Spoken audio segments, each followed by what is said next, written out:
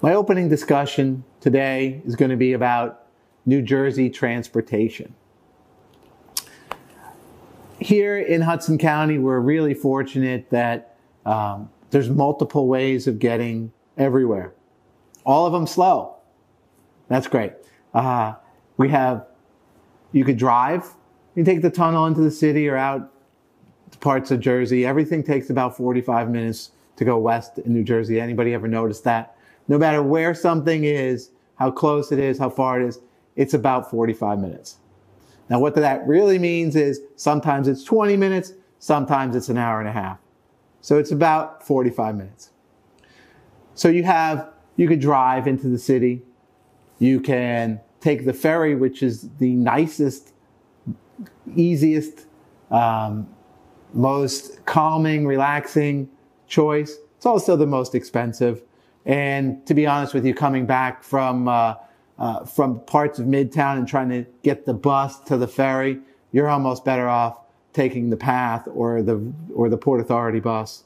Then you have obviously the Port Authority bus. Take that for what it's worth, because you do have to go through Port Authority.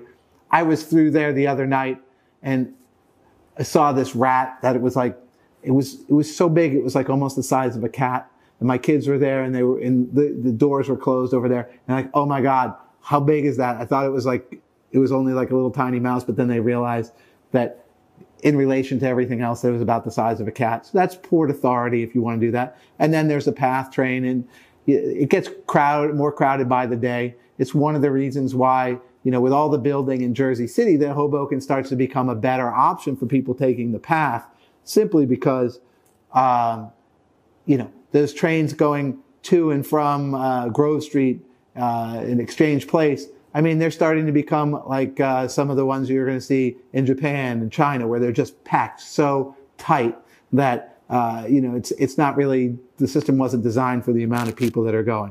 But we do have all of the great different transportation ways, so that if something goes down, there's always another line that you can get on and wait a long time and then commute into the city or out of the city. But still, Jersey is a better option than Queens or Brooklyn, where you're still stuck with slow subways. It still takes longer and it's still more crowded. So New Jersey transportation is great in that sense that there's many choices. It actually is faster than a lot of times. Even if you live in Manhattan, if you got to go from the Upper East Side down to the Lower West Side, try it someday and you'll be begging to move to Hoboken or Jersey City.